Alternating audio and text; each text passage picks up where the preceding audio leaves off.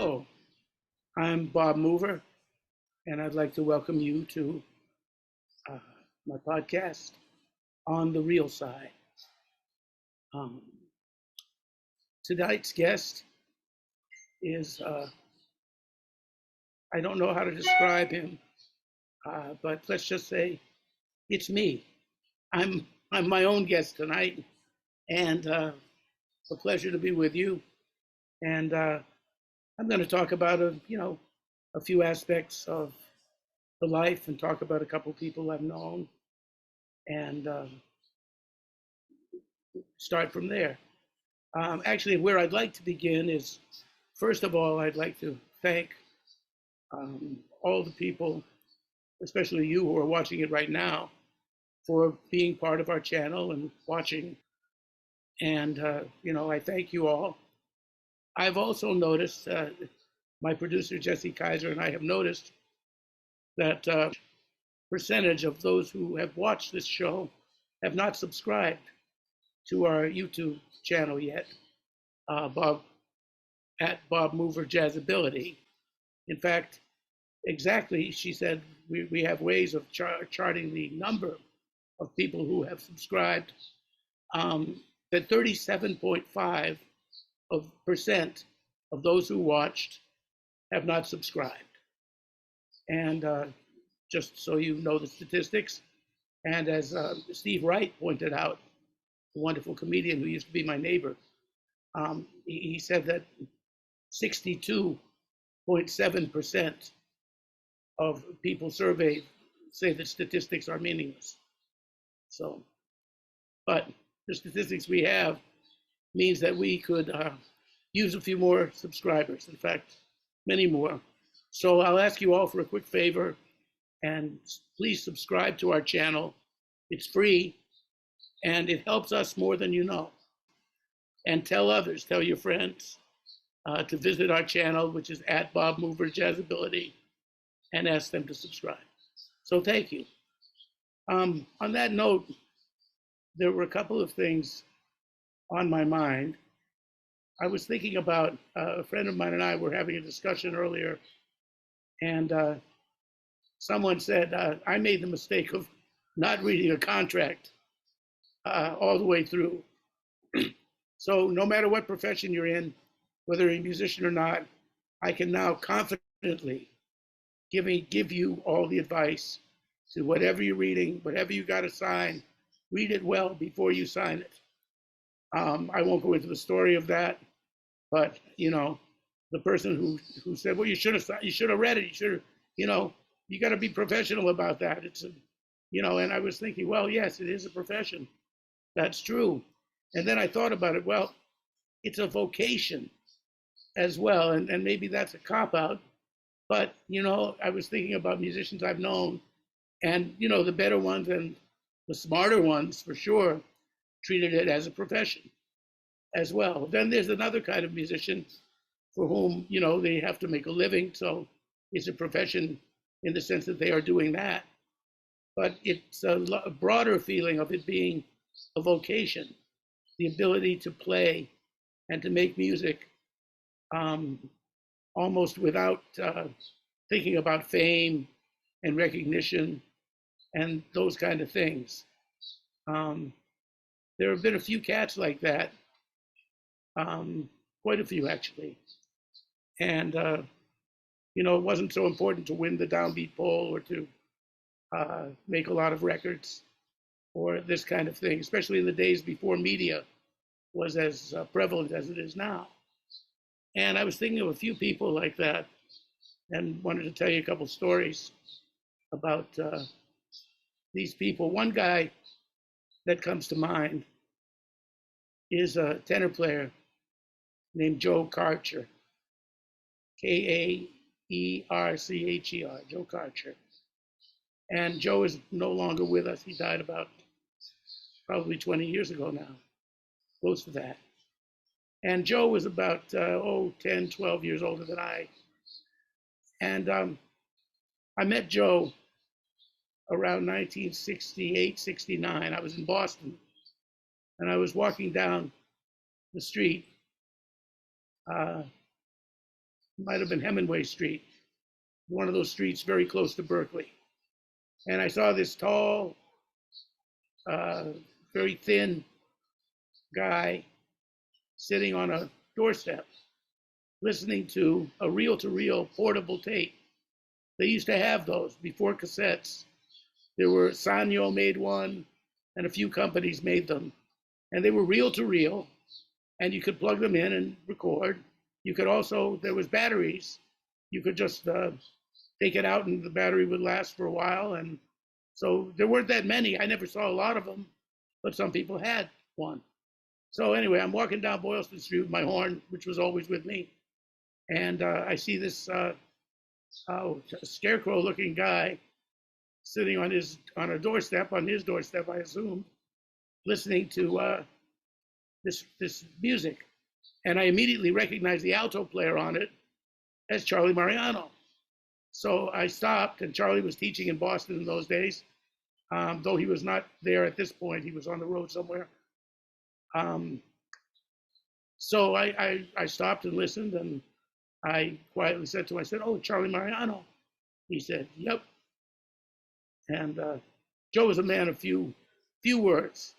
You could get him, sometimes you could get him to talk, but he didn't often talk a lot. But he was one syllable guy. "Yep." I said, "Boy, he sounds good." I said, who's the tenor player? Tenor player sounds good too. He says, "Oh, me." I said, "Oh, you, wow, you sound really good. Who's the rhythm section?" He said, "Well, Hank Jones, Mundell Lowe, whoever, well, Charlie Persip, and I forget who, a bass player of note as well." I said, "Wow, that's a hell of a rhythm section. I probably should know you. You know." He said, "No, you shouldn't. You won't." I said, "Really? Who are you?" He said, "I'm Joe Kaercher." I said, "Well, man, you sure sound beautiful. But how is that? Where'd you get that? I mean, how'd you play with that rhythm section?" He said, "Oh, music minus one, man, MMO." I said, "That's before Abersol, what they call Abersol records now, or play-alongs. These were the original play-alongs." So it was a pre-recorded rhythm section of these all-star cats. And, that was that. So I said, "Really? Well, he says, you want to come in and play some with me?" He saw my horn. I said, I'd love to, and I saw an opportunity. I said, this guy really can play, and I could probably learn something from him. So I was all out to learn from everybody I could. What a great opportunity this was. So, as we came inside and we played, and I got to know Joe that day. And I said, "Well, what do you do? What do you, he said, "Well, I graduated Berkeley, I did that." He said, "And sometimes I play like weddings and stuff, I do some of that, but I don't do a lot of that." He said, "I don't really like to do that. I like to play jazz, and, I don't really like to play commercial gigs." He said, "But I work in a bank." He said, "And basically my routine is every day I go to work in this bank, and I come home, eat a little dinner, and play along with these records for a couple of hours until it probably won't bug the neighbors anymore." And that's what I do. So, I'm here almost every day. If you're around, just feel free to come in. And, we had a little glass of wine, and, had a nice time, and became friends for years. And Joe was a beautiful player. The only recording of him that I know of, I suppose he's got recordings. Years later, he married a very nice woman who was a journalist, and they lived in Connecticut. And they had a son that he named Charles Christopher Kaercher. Charles Christopher, being Charlie Parker's name, was Charles Christopher Parker. So Joe's son was Charles Christopher Kaercher. And there's a couple other memories I have of Joe. I played at a place called the Rise Club. The rhythm section was James Williams on piano and Boots Mailson on bass, and Akita Tana on drums. And a trumpet player named Jeff Stout was playing trumpet with me. And I'd come up from New York to play this gig years later. And Joe came and sat in with us. And recently, a friend of mine, Peter Groff, who was an old friend, former roommate, said, I've got a tape of that gig.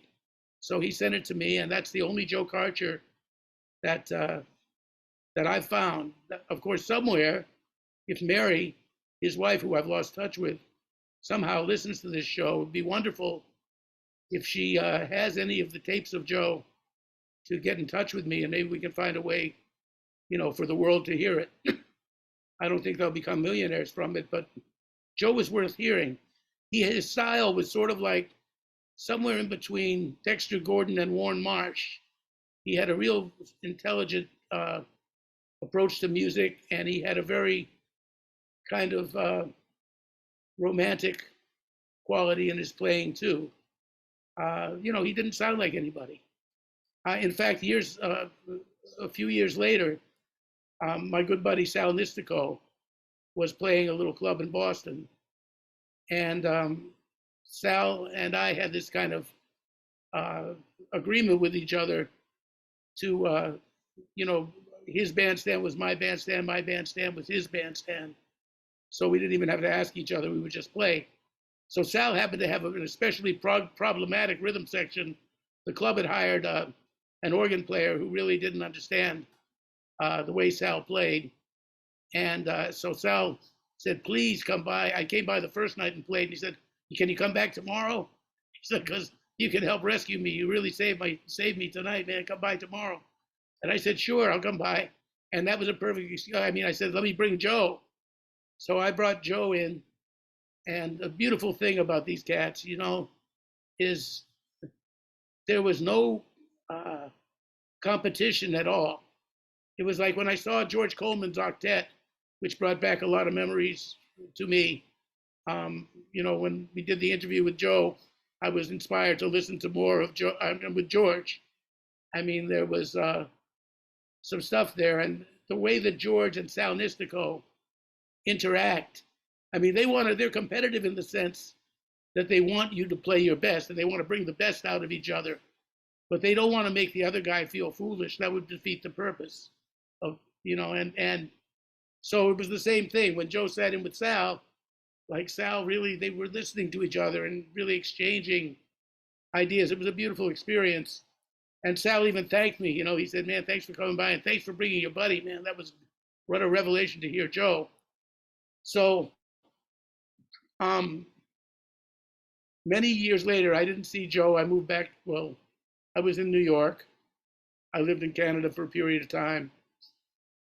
And I would say a good 15 years or so passed since the time I sat in that Joe and I sat in with Sal together, and also the experience at the Rise Club, which was before that. But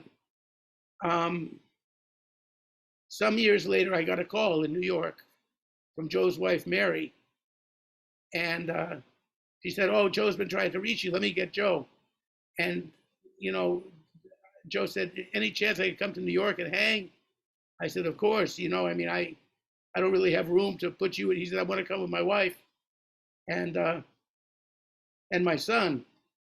And I said, well, maybe I can find you a place with friends of mine, at least for a night or two. He said, no, we can cover a motel for a night or two. Don't worry about it, but I want to see you and I want to play together. I said, well, I've got something at Smalls coming up, and why don't you come and sit in with me there? So, play the night. So Joe came down and he played, and then there was an after-hour session, and we stayed for that, and we played till the sun came up together. And in the course of the night, Joe's wife, and Joe was barely 50 at this point, maybe a little over 50. Mary called me aside and said, Joe is very sick. You wouldn't know it, but he's been diagnosed, and he may not have that much time left. So I can't tell you how much this night has meant for Joe. And then I never did see Joe again. But, jazz history books are not going to know about Joe Kaercher. And, you won't, he never won any polls. He never even made records. But he meant something to jazz. He was a spirit of jazz. You know, these people are almost like kind of like jazz angels. You know, he uh, he didn't care about winning polls. Maybe he might have had an inferiority complex. I don't know. You know, I'm not an analyst, so I don't know. But for whatever reason, he sure played beautifully, and he's another one that you won't. We won't really uh, have. He doesn't really have a place in the so-called history of this music. Um, there were quite a lot of iconoclasts like that that came up in that period. Some people basically stayed in one city; they didn't want to travel. I mean, Ira Sullivan. I've never heard anybody play anything better than Ira Sullivan. And first, Ira was in Chicago, pretty exclusively there. And then in the early 60s, he came down to Miami, mainly because his wife, Charlene, needed to be there for medical purposes. And Ira settled in Florida. And for a period, Red Rodney, his old friend, who had put Ira on a couple of records as well, called and got Ira to co-lead a group with him. And they traveled. So Ira had about 2 or 3 years with Red. Might have even been 4 or 5 years. I'm not keeping track. But he made several records with Red and actually started, I think he made the downbeat pole on a couple of his instruments. Ira played trumpet. He said that was his first instrument. I mean, his favorite. Felt he played that best, but nobody else really could say what he played best because he played amazing on all of them. He played, alto and tenor and soprano, a lot of nice soprano later. And in his late 30s, early 40s, he took up flute and really played it very seriously. He played beautiful flute. So, but Ira never really traveled. I mean, people would sit in with him. Anybody that came to Florida would sit in with Ira. And he came to Chicago every year, just about, because Joe Siegel, who was running the jazz scene in Chicago, brought Ira for the Charlie Parker Festival and for various things. But, Ira was one that was not in the competitive ring, but definitely was somebody who I think everybody should know. And fortunately, he did record prolifically. So if you don't know Ira Sullivan, you should really listen to him. I met Ira when I was 13 years old, and my life was totally changed upon meeting Ira. Um, I met Ira during Christmas time, Christmas season, and there was a DJ in Miami named Alan Rock, and he had a show, radio show that started, I believe he started at midnight, and the bass would be playing, you see the walking bass, and he had the coolest voice. He was like, "Good evening, jazz fans. My name is Alan Rock,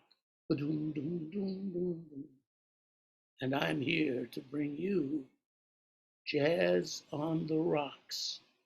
And Alan would play great music, and I was 13 and had been playing the saxophone for a couple of weeks at that time.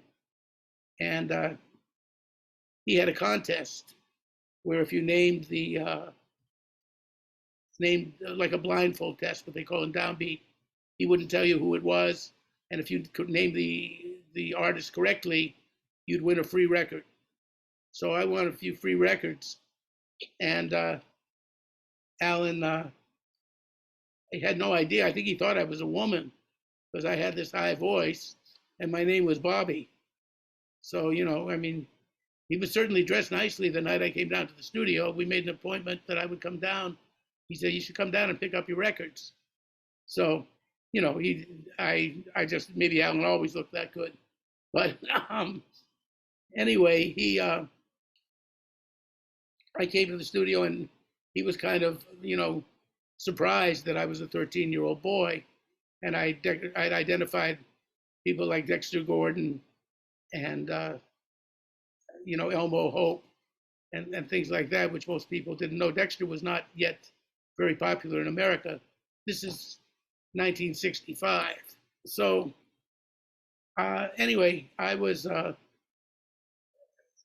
asked people where was jazz, and everybody, a couple of people I'd asked, said, "Oh, you got to meet Ira Sullivan because he's the cat down here." So Alan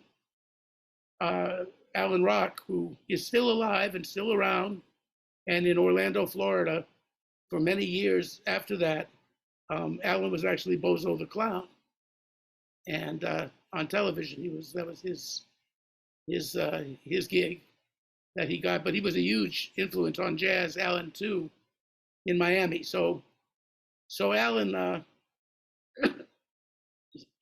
would invite me to the show, and he'd even let me do the show with him, and we'd sit there, and even though I had school, I didn't live at home. We were living in a kind of home for children at the time, which I won't go into that. But the good thing about living in a place like that was nobody cared where you went. So, I'd slip out around 11 o'clock and nobody seemed to miss me. I'd go to the show and hang with Alan till the wee hours of the morning and do the show. And it was a lovely time. And so Alan told me, he said, by the way, this Sunday, and it was right after Christmas, I think, there's a concert at the Coconut Grove Coffee House. I think it was called something like that, a Sunday afternoon. And he said, and I'm producing the concert, and it's Ira's quartet. And because there's food in this place, you can come in. It's not just a bar. So he said, why don't you come to this concert? So, I'd only been playing the saxophone for a few months.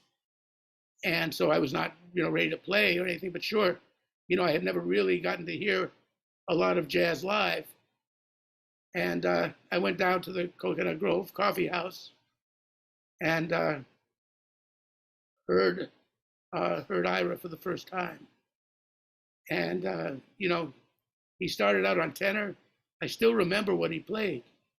Isn't that funny? That was, I was 13 years old and I'm 71 now. Was that 23, 33, 43, 53, 63, 58 years ago? And, I can't remember the whole evening, but I do remember the first set, a large part of what he played. He opened with Star Eyes on tenor. And then he played a tune called Sweet Georgia Bright by Charles Lloyd. Not Sweet Georgia Brown, but Sweet Georgia Bright. Remember that? And then he played Walking in a Winter Wonderland with the harmon mute in a very kind of a two-beat, kind of like in the style that Miles Davis was playing, Bye Bye Blackbird and All of You and those things. Just kind of whispering like, da-da-da, da-da-da, da-da-da, da-da-da, with the bass playing in two. It was so beautiful. And then, the afternoon progressed like that, and I was just astounded. I'd heard Stan Getz. I had actually heard Stan before that and gotten to know Stan a little bit. But other than that, I'd never heard somebody play the horns, play saxophone, and Ira played trumpet too, of course, like that for, with the exception of Stan, to hear that. So I was knocked out, and then I said hello, and I think Alan Rock introduced me to Ira, and the first thing Ira said to me, he looked at me, I told him how much I was enjoying his playing, and then he said, so, you ever eat Mexican food? And I said, actually, no, I never have. You didn't have a lot of Mexican restaurants in those days, even in Miami. You had some Cuban restaurants because the Cubans were just starting to come into the States and to Miami, but it wasn't something. And then we went out to dinner and we talked, and Ira told me about what it was like to work with Charlie Parker. I asked him, I remember one thing he told me about playing with Charlie Parker. because there was a picture in Downbeat of Ira with Charlie Parker that had come out in a special Charlie Parker issue of Downbeat. And it showed Ira, I guess he was like 22 or something, with these horn rimmed glasses on, looking very hip, and standing there with Bird. And he said one thing he remembered about Bird that struck him as particularly interesting was how he could change his vernacular with whom he was talking, with whom he was speaking with. So, you know, if he was talking to a guy that spoke street, it was like, yeah, Bird's a fantastic baby, blah, blah, blah, this and that.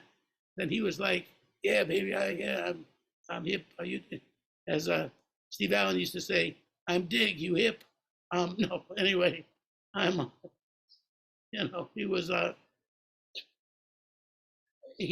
like that. Whereas if someone said, Mr. Parker, I'm such and thereby and thusly such and such, then Bird was very effusive and erudite with him. Yes, thusly and therefore, you know, and you know, Bird, Ira said that was a very impressive thing to him, and Ira could do that himself. He would. It's almost like the movie Zelig with the Woody Allen movie. The thing is that he really has the ability to become whoever he's talking with. So people actually get the feeling that they're talking to themselves. And, you know, that's sort of an interesting approach.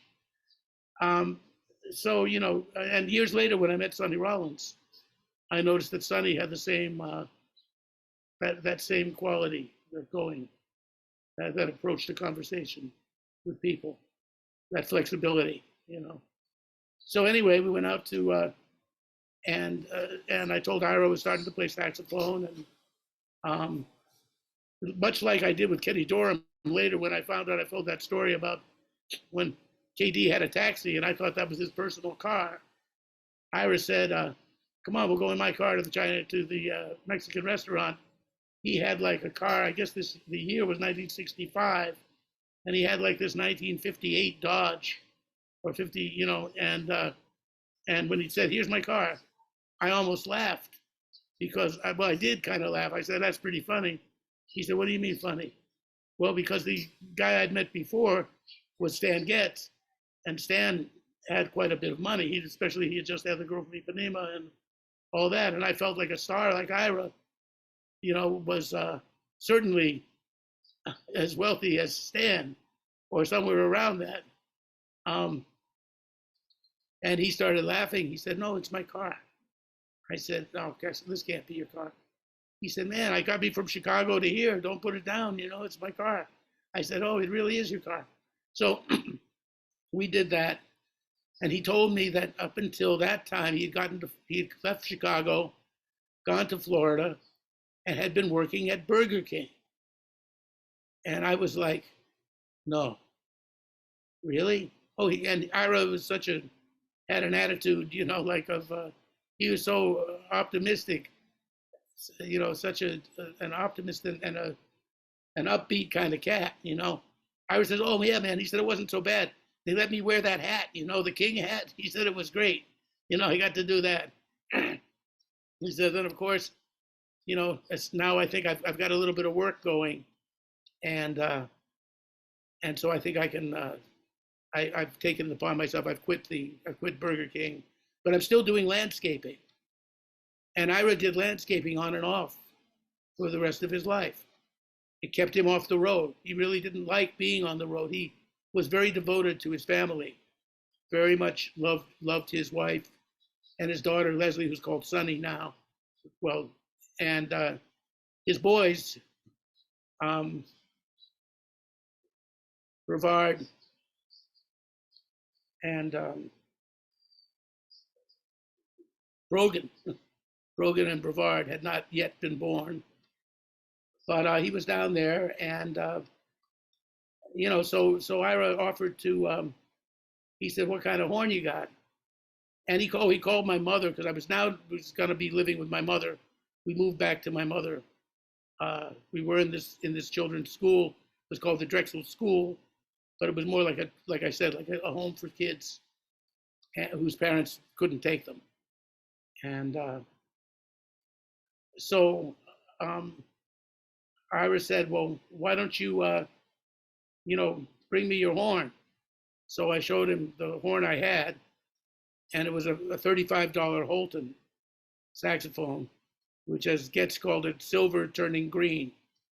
It had a lot of corrode on it, and Ira tried it. I mean, he just looked at it. And he said, well, and he blew a few notes on my alto.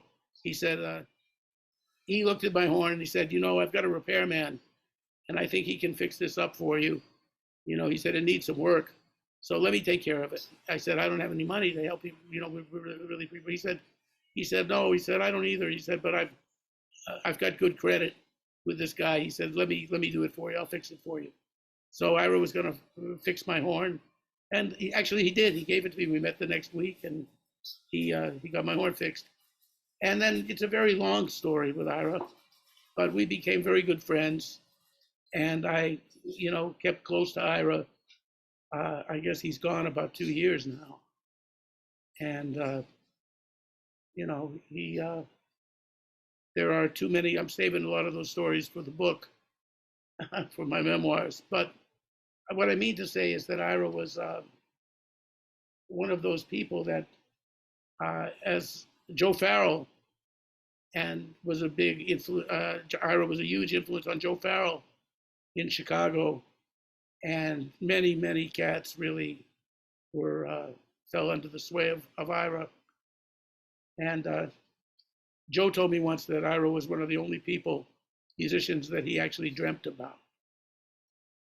And I guess I do too. So if you don't know Ira, I'm going to not continue so long with this story because it's a too long a story to tell here. And let's just call this chapter 1 of Ira.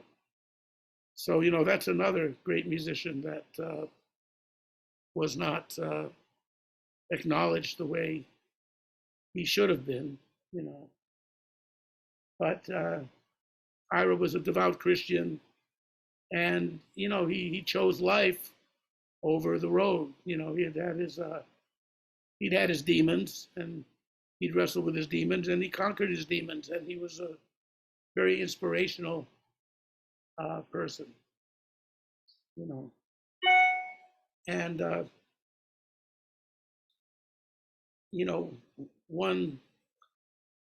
one other person I was thinking of talking to you about, who didn't get a lot of recognition, and was he wasn't really acknowledged very much, but was one of the more brilliant people that I've known, is a guy named Bill Rubenstein. And Bill was interesting. He bore an uncanny resemblance to Bill Evans. And I believe that they were about the same age. I mean, they were about the same age. Somebody said that they died sort of within a year or so of each other, and they were born within a year or so of each other. And Bill had that kind of lyricism that that Bill Evans had, and both were Bill. And Bill was.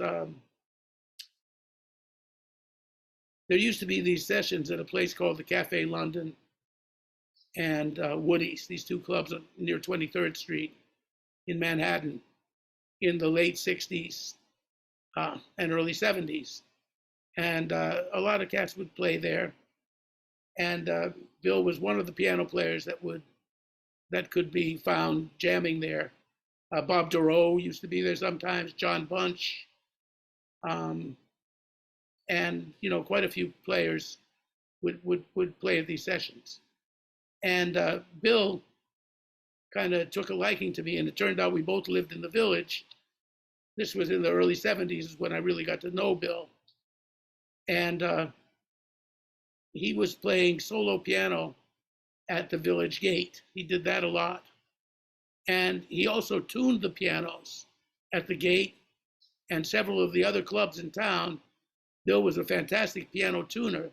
He had perfect pitch, and the pianos, when he tuned it stayed in tune. He was a perfectionist type of guy. So he he was excellent. That besides being a great player who knew so many songs, he knew all these beautiful songs, and I always made it a point to get next to piano players. That was something that I, really concentrated on getting to know pianists. In Florida, I had known Tony Castellano and his brother Dolph, the Castellano twins. I was known as the third Castellano twin. I was bugging those guys so much. And there were a lot of piano players. Miami was a real piano player town. Vince Maggio, who was later head of the university piano department, a guy named Tony Prentice, um, Jimmy Crawford. There were a bunch of cats in Miami. So when I came to New York, I always found piano players to hang out with. And Bill was somebody who I really wanted to know. And he liked me too, so this was good. And Bill had a drug habit. And when I met him, he was on the methadone program. So I didn't really see that side of him, what we call the dirty parts and stuff like that of people that are drug addicts. He was trying to be as straight as he could. And he would take me to the methadone Christmas parties, which talk about some good music. Boy, were there great musicians up there. I remember the methadone Christmas party. I made it 2 years in a row. It was one of my favorite jam sessions, I'd ever been to. You couldn't, a lot of great players. Anyway, Bill was an intellectual as well. Like you could talk to him. He knew about Wilhelm Reich. He knew about Dostoevsky. He was a very well-versed, intelligent guy. And he was a large person. And, Bill Evans was actually bigger than you would think when you saw him. He was taller than you thought. And he was kind of, and Bill had a ponytail and rode a motorcycle. And there was a period where Bill, I was playing with a commercial band. And this guy named Ray, whose last name I don't remember, but he had been a big band singer. And he had gotten out of music and only did music on the weekends. He had his own television repair store or something like that, But he sang. He was a singer, and he would front the band and sing. And so I would get good piano players. I got Don Friedman on that gig one time, and I'll never forget, he came to the gig with a Farfisa. And I don't know, Farfisa was one of the first kind of electric pianos, but it sounded between a piano and an organ. And we used to joke, it really sounded like its name, Farfisa. It sounded like that. And, but it sounded good when Don played it, so, but anyway, I brought him and Don Friedman, and then I got Bill onto the gig. And, Bill was an astoundingly good musician. He could play anything in any key. He had perfect pitch. And so one of the gigs I got Bill on, he comes there. He always showed up early because Bill had to make sure, because of his perfect pitch, if the piano was out of tune, it annoyed the hell out of him. He couldn't take it. It would actually, he said it physically hurt him if the piano were too much out of tune. He just would cringe, couldn't stand it. So he'd come with his piano tuning tools to the gig, and he'd show up about 45 minutes to an hour early so he could make sure the piano was going to be okay. So now, Bill, we're playing a Jewish community center, and it's a dance for grown-ups. It's an adult dance. And the year is 1972, 73. And Bill shows up, and the piano is so out of tune that, and this is before everybody started playing electric instruments. Ray, the leader, had asked them, do you have a piano there? And they said, yes, we have a piano here. So nobody had to bring electric. So Bill plays the piano, and he sits there, oh my God. He says, this piano is terrible. He said, it's a half a tone flat, meaning that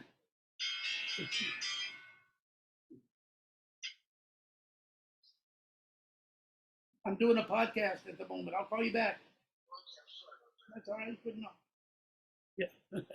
I should have put it on, uh, what do you call it?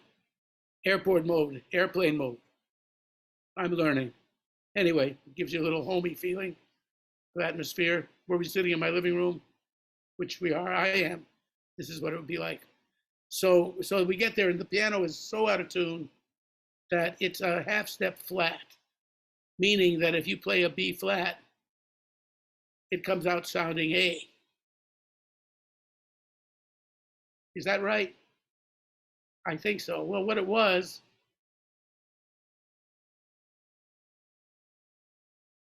yeah, if you played an A, you'd be in B flat concert, but you'd have to play an A on the piano. That's so, you had to do that. So I told Bill we could take turns because I like doing that too.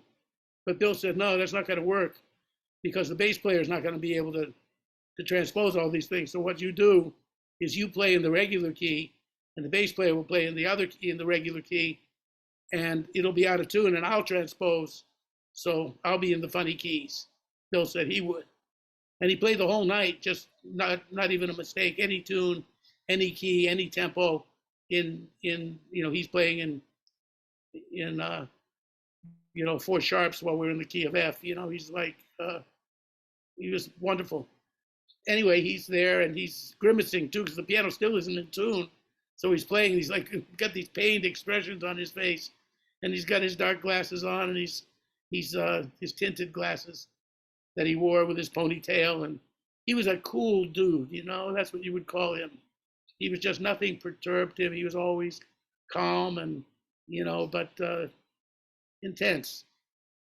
Anyway, the end of the night, it's finally the gig is over. We get paid, and Bill's there. He's got his motorcycle helmet in his hand. His leather jacket is on, and it's time to go. And I'm gonna go catch the subway, and Bill's gonna ride back to town. The gig was in Queens, and his motorcycle.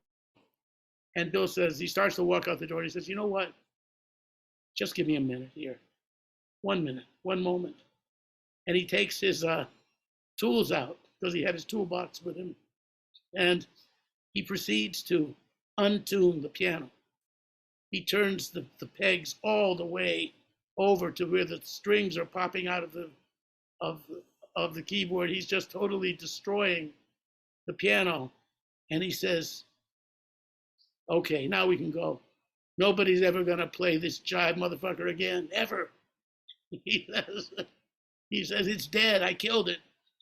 like he was an insect. I killed it. I got rid of it. And then, anyway, Bill and I became good friends. His wife, Vicky, they got divorced. And Vicky became like the mother I never had. She was just a wonderful person, too. I was sorry they couldn't really get it together. But she would come to all my gigs and cook me Christmas dinner. She made the best Cornish hens stuffing with this personal stuffing she made. And she loved to drink wine and hang out. And she was a real good buddy of mine. CH20309, that was her phone number. When everything was 212. And she lived down the street, not too far away. But Bill left the village, and he got a gig up at one of the lounges, at Kutcher's Lounge, which was in upstate New York in the Catskills. It was a Jewish resort, and he didn't get it because he was Jewish, nor did he have any religious affiliations. But it was a place where you could live and play the show, and also, rumor had it, there was a very good drug connection up there, and it was peaceful and nobody would bug you. And George Handy, who was a great musician too, was also up there at one of the resorts. And you'd find these sympathetic people up there. A couple of things. Bill had a fire. That's right. He got a new apartment. Another apartment had a fire. And after that, he was upstate. And so I didn't see Bill for a couple of years. And there was a girl that I knew. And she she and I were like, I guess you would say, friends with benefits. We were, you know, close friends, and she loved music. And you know, I met her when I was playing with Jackie Byard, and she would come in like, and really, she knew the tunes, and she knew a lot about music. And she's a social worker and worked in the Greenwich Village nursing home, which was an incredible nursing home because you had all these showbiz people from the, you know, the 30s and 40s who were now in retirement and past retirement age. And I played every month. I would play at least once and sometimes twice a month. I'd bring in a few musicians and we'd play the old tunes for those people. And I even got a plaque from from the nursing home, the village nursing home it was called. And and this girl, whose name I won't mention, you know, because probably better to be tactful about that. But my friend, um, you know, was faithfully there for that. Now she also went upstate sometimes. I knew she had like a little place right in the Catskills, and one time she said we ran into each other, and I used to joke that we didn't even need each other's phone numbers because I'd go out for a night on a town, and then there she'd be, and it was like, "Are you with somebody these days?" "No, me either." "Oh, good. Let's go hang out." So we'd hang out for a couple of days. In fact, one time, this is really funny. She didn't know where I was living. I'd been in a couple of apartments since I'd seen her. She said, "You know, I'm staying at somebody. They went away, and I'm like watering their plants and stuff, taking care of their place because it's not far from the nursing home, and it's easy. I can stay in the village that way because she was further uptown a little bit." She said, "You know," I said, "Great." She said, "I said, well, let's go to my house for a while." It was like 2 in the morning, and she says, "Okay," and we start walking, and we walk, and then I say, "Well, here we are," and she looks at me very surprised. She says, "Oh my gosh, my friend, what are you on?" I said, "I'm on the 5th floor." She said, "Oh, my friend's on the 3rd floor." "I'm staying in your building. I'm here tonight." I said, "Oh, isn't that too much? Isn't that funny?" And you know, explaining something about relationships in the 70s and this and that, you know, like sometimes people fell in love and they wanted to make a life together and they did that. Other times people didn't fall in love, but they really dug each other and they liked each other and they wanted to spend some time together. And that was okay too. So, you know, we both had that kind of thing. In fact, it was the kind of relationship you could ask each other, "So did you meet anybody nice lately? Anybody could be special, you think?" You know, because we knew we were special, but it wasn't that kind of special. It was a strange thing. You know, we just were like fun. So I went, she said, "Why don't you come up?" One time we hung out and she says, "You know, I'm staying up at this beautiful farm I've got. I'm doing a gig upstate." She said, I just came in for tonight, which of course she would come in that night and I go out that night, no phone call, nothing. There she is, and there I am. She said, "Well," and we spent the night. Then she said, "Why don't you come up for the weekend? You know, come on upstate. You know, it's really nice up there, and there's blueberry patches all over the place, and I'm making blueberry pies and blueberry pancakes. There's blueberries everywhere. Why don't you, you know, come up and have some fun?"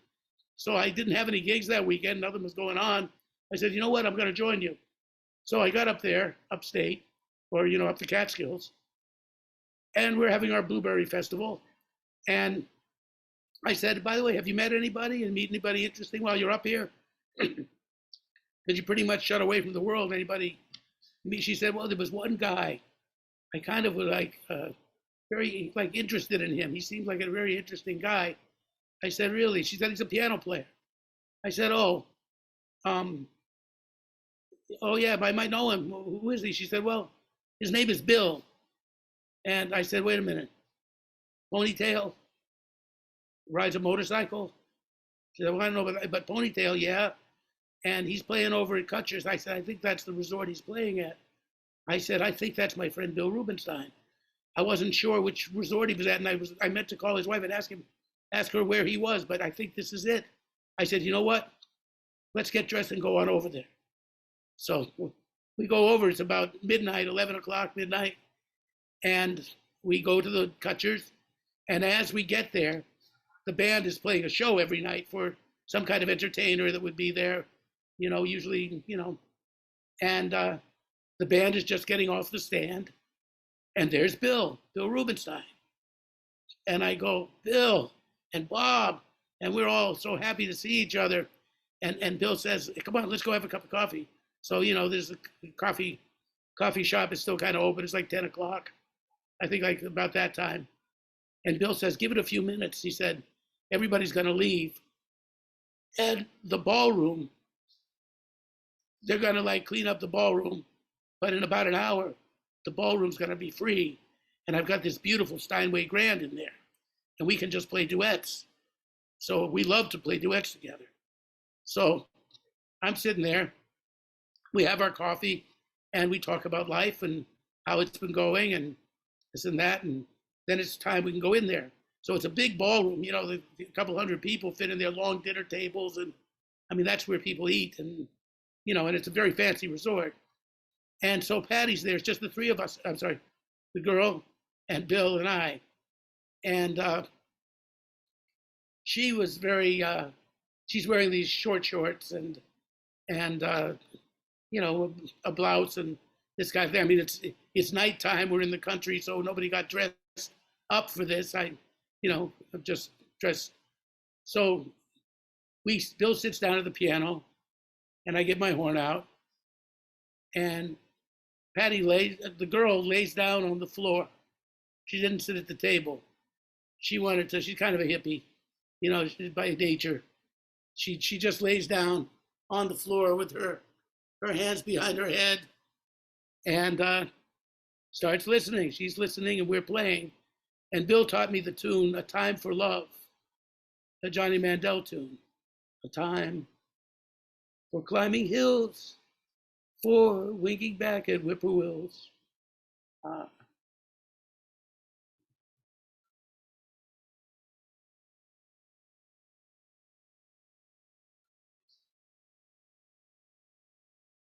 Winking back, a time for summer skies, for winking back at fireflies and other words that harmonize with love.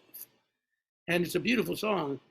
A time for holding hands together, a time for rainbow-colored weather, a time of make-believe that we've been dreaming of, etc. So Bill is teaching me that, and he's, teaching me the lyrics. And I sort of knew at the tune, but I didn't really know it. And it's an interesting tune because it's reharmonized each time that melody comes back. Now that girl is sitting there listening to it. And we're playing and we play and we say goodnight and we go back to the house where I'm staying with her. And a few months later, no, a year and a half, maybe 2 years later, in the meantime, Bill died. Bill got cancer and died. And I went into Sweet Basil one night. And there was the girl. And she said, oh, I've been thinking about you. I wanted to tell you the story. What happened? I said, I guess, Bill died. She said, oh, I got to know Bill really well. I said, really? What happened? She said, well, a couple of weeks after I saw him with you, I got invited to some friends' house for dinner. And they knew I was alone and they thought that maybe I would I guess they invited Bill, maybe thinking to fix us up. I don't know why or what happened, but there he was. And we were eating dinner with my friends, and he didn't say a word. He just kept staring at me across the table. We weren't even sitting next to each other, but he would look at me and not say anything. And then finally, after dinner, he said to me, Bob Mover is a hell of an alto player, isn't he? And she said, that broke the ice. And she said the next year and a half were the happiest year and a half of her life. She said he was a wonderful guy, wasn't he? He was an amazing human being. And what, I mean, like we were just lauding him. I said, yeah, I mean, I miss him every day. He was, he was great. He was the best. And she said he was the most wonderful man. And I'm just privileged to have gotten to know him. And I said, well, she said, yeah. She said, we were really happy. It was a year, the only time in my life I could say I was really happy for almost 2 years. And then we got the news that he had cancer. She said he'd been, and she said she'd also had some nursing training. She said, so I stayed with him right to the very end. And I tried to give him the best time he could have. And that was what happened. And I have to say, that night, we didn't go home together. It was sort of like, it wasn't right. Somehow, I don't know, for me, she was Bill's, and, and I have never seen her again. But Bill was somebody who, he only recorded, he played with Chris Connor, the singer, and he played a little bit with Carmen McRae, and he played with everybody. He played with Zoot and Al, he played with a lot of people, but he didn't really get recorded that I know of. So once again, if anybody listening to this happens to have any musical memorabilia, tapes, or any kind of recording where Bill Rubenstein is playing, it would be great to hear that. And if you have any stories of your own about Bill, because Bill was one of those, besides being a great musician, he was one of those, what they used to call Greenwich Village characters that made New York what it was, that made the village. Tony Fruscella was another guy who I didn't get to know, but I feel like I knew him because everybody had the legend of Tony Fruscella, who was this wonderful trumpet player. And if you don't know Tony Fruscella, Fruscella, he's another one. He played a short time with Stan Getz, but he never really did much of his own, except there's one record called Tony Fruscella. I think it's on Atlantic, it might be, but he does a version of I'll Be Seeing You. That's one of the most beautiful trumpet, medium tempo ballads I've ever heard. I believe Bob DeRoe put lyrics to it. I know somebody did, and I know Red Mitchell. Red Mitchell put lyrics to that solo. And, Tony Fruscella was played with Brew Moore, who was another, he moved to Europe, but these people sort of made that whole New York scene what it was, and then there was Kenny Dorham, and there were other people that got a little better known. But, so those are a couple of Uncle Bob's bedtime stories. And,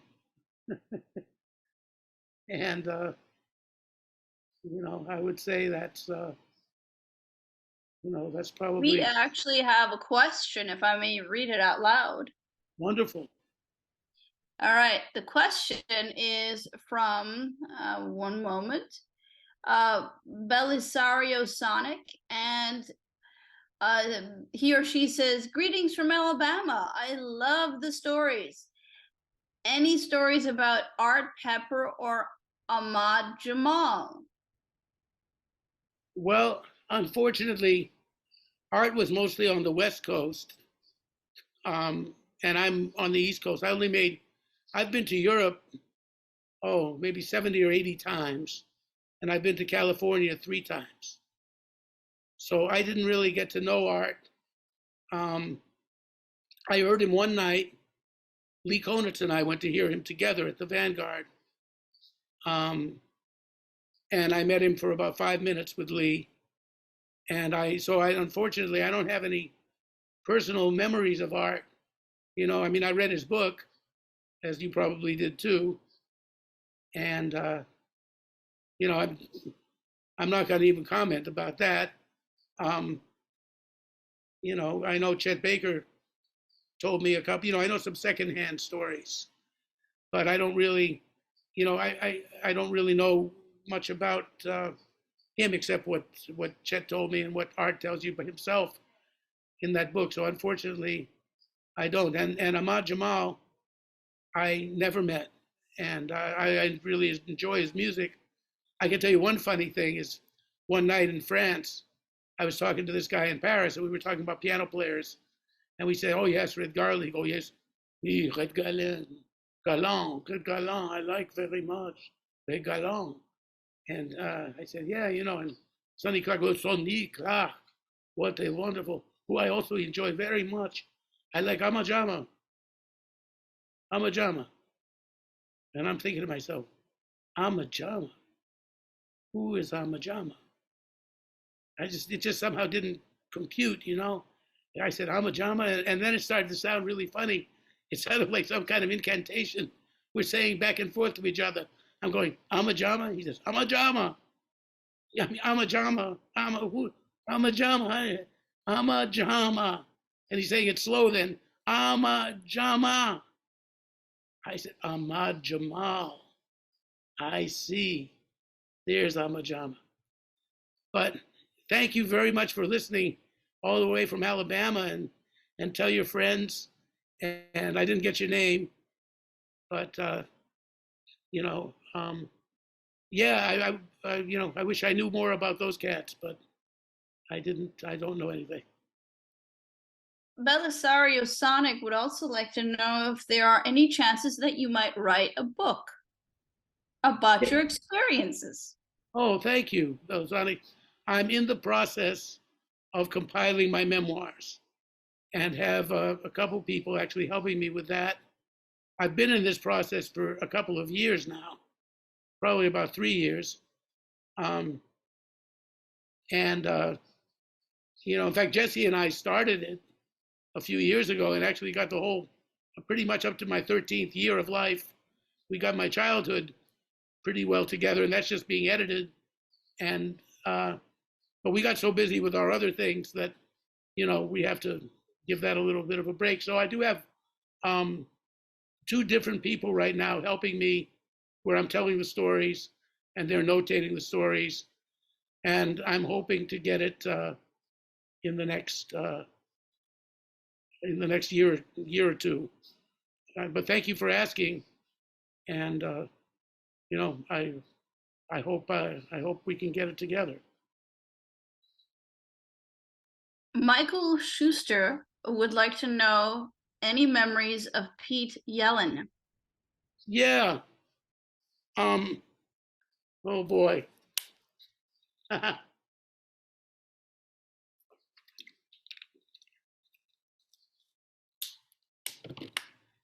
Good ones.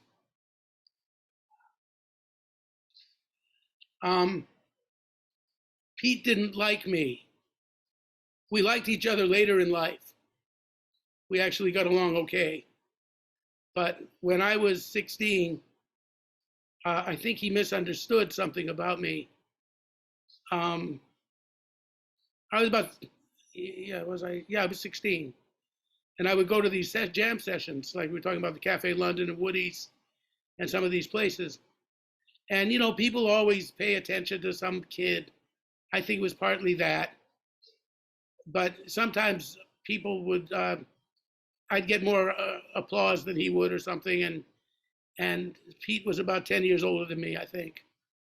And he, I was very respectful for him. In fact, I asked him if I could take a lesson with him, because he was definitely, I thought he was a really nice alto player. And he was kind of tough. He had this, but I just figured that's how New York people are. I was kind of new in New York. And he had this hard edge to him. Yeah, kind of snarling. But I said, well, we can have a lesson at this friend of mine's house. Now, my first year in New York was a little unusual. I went to Brandeis High, which was on 84th, 85th and between Amsterdam, Columbus Avenues. At that time, that was not considered the Upper West Side as a fashionable neighborhood. That was, people called it Johannesburg, because it was a little below Harlem, and it was a rough neighborhood. And it was 85% black and Puerto Rican and 15% white. And but I had some friends, because I had gone to Phil Woods' jazz camp, Ramblerny, and these friends were going to the Dalton School. The Dalton School lately is more famous as the place where Jeffrey Epstein taught. But it gives you the idea. I mean, the Dalton School, like, you'd sit there and you'd see Lauren Bacall or Jason Robards in front of the school waiting for Leslie Bogart, who was her daughter with Humphrey Bogart. David Susskind, who was a big television personality, was there to pick up his kids. Betty Friedan, her son John Friedan went there, the women's lib person, Betty Friedan. Anyway, there was that kind of thing. And one of the kids that went there was a guy named John Ruttenberg. And his father was basically STP Oil. And they lived on Beekman Place. And for instance, they had original Matisse murals. They had the art in their house would have been Goya etchings, original of those. Their personal chef to the family had been Chiang Kai-shek's personal chef. Chiang Kai-shek was the president of China before the communists took over, before Mao took over. So this was John's house, and he liked jazz, and we got along, and we were friends. He was an unusual kid, you know. I mean, he was extremely entitled, and but not a bad person. He was okay. I like John. I don't know what happened to him, but he's around. And hi, John, if you're watching. Anyway, Pete came over to John's to give me a lesson. Now, maybe he thought that I lived in that house, or that I was one of those people that went to that school, because somehow he treated me like I was one of them, where I was much closer economically to being one on Pete's side of the economic wagon there, you know. But anyway, whatever it was, John had this beautiful Steinway, so we were having our lesson, and Pete really came down on me. He said, you think you're good, but you stink. He said, you got nothing happening. He said, there's a kid named Steve Grossman, and he's your age, and he can play. He sounds just like Cannonball. You don't got shit. And he just insulted me for an hour, and I paid him. And then I cried. And I still continued to play at sessions with him, continued to know him. And, even when I got a little older, he came to my gig at Sweet Basil one night, and he said, you're out of tune. And I probably was, though. He's probably right. He's a good musician. And, but, if you ignore somebody enough, you get along with him. There were other occasions that when I showed him that it really didn't bother me, he could insult me. And plus, by the way, I did get better. That was the other thing. I mean, I think he might have been right. And maybe I needed somebody to put me in my place. I mean, maybe, if anything, Pete was honest. What I was doing wasn't getting to him. And Steve was a hell of a player, and probably was advanced to me. I heard Steve a little after that. And, he sure played well. I think he was ahead of me. So, he wasn't wrong. But he said, you're not supposed to play the alto like that. He said, because I had a little Lee Konitz influence. I'd been getting into that. He said, Cannonball's the way to play the alto. Don't play that faggot Lee Konitz shit. And I thought he was a very unpleasant guy at that point. But later on, when he became a father, when he had his daughter Allegra, a little transformation seemed to take place in Pete. I said, I was interested, and I asked him, has the daughter been born yet? Has the child been? He said, oh yeah, man, she's beautiful. And then all of a sudden, once we talked about his kid, he was really nice to me after that. I think the fact that I was interested in his life a little bit, and so I mean, I'm not going to judge him. I don't tell. It's easy to just dismiss a person as being a jerk and this kind of thing. I don't think Pete was a jerk, but I think that I had this unpleasant experience with him. So I've talked too much about that, but I was sorry when he died. He died too young, and he was Joe Henderson, and he were like brothers. Joe loved Pete. I know that, and anyway, and he became successful. He was, I think, it was the Long Island University. He became, and some good players came out of that. A guy named Jimmy Praff, excellent guitarist, and anyway, may he rest in peace. He's a good cat.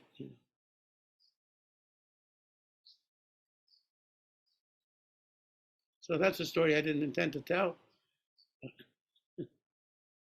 So I guess that would be, if there's anybody else with a question, I thank you for your questions, Michael, and both of you. And